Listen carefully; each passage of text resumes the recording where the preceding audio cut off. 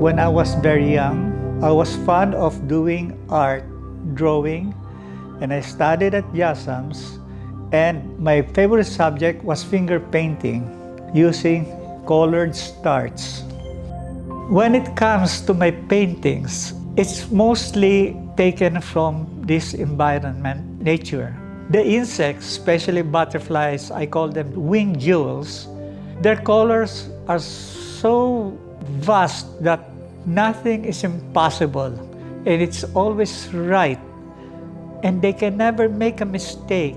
So from here, you learn even their form, composition, their balance when it comes to the beauty of butterflies. Art critics at that time had a hard time finding where my art belongs. Is it abstract? Realist? Well, it's contemporary, it's modern, but is it pop art? Psychedelic? No, it didn't belong. It had its own thing. And that's I'm proud of because up to now, I still do it.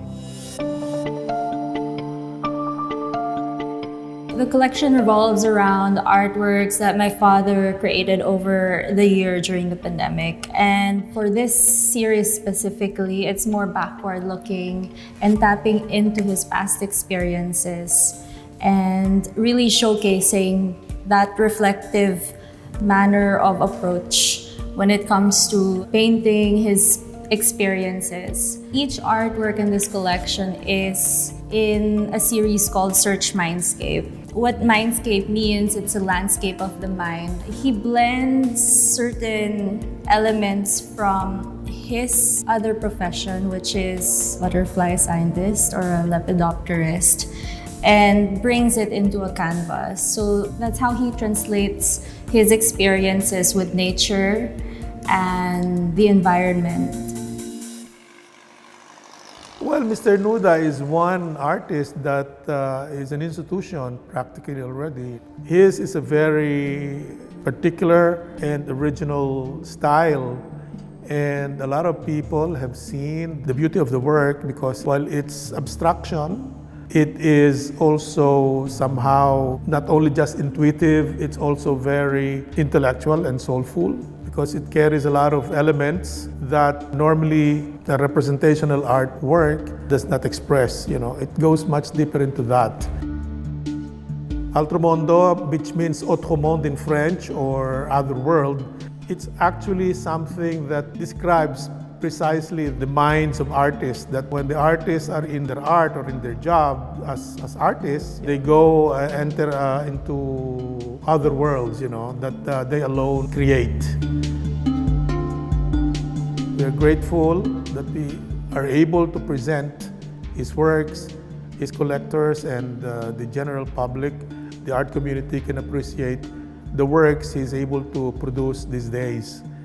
Even more interesting, even more clean, even more linear, and even more spiritual.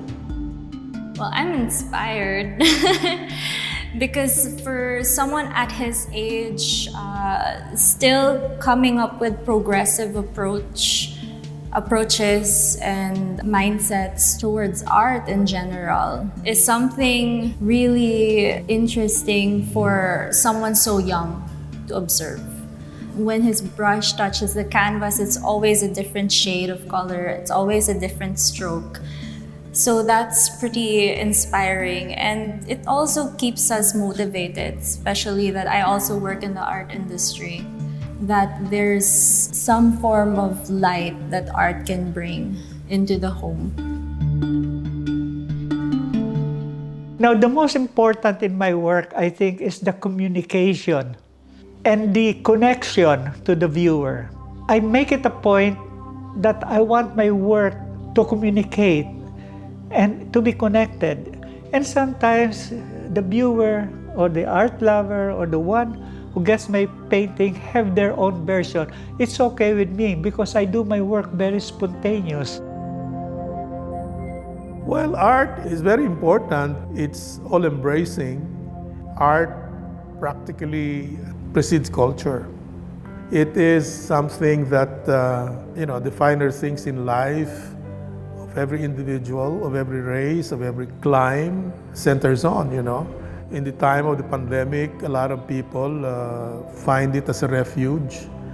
And true enough, art has never ceased to continue its role. It's something that keeps people full as a person, and it becomes their anchor of hope in times like this. And in times like this, art has always triumphed.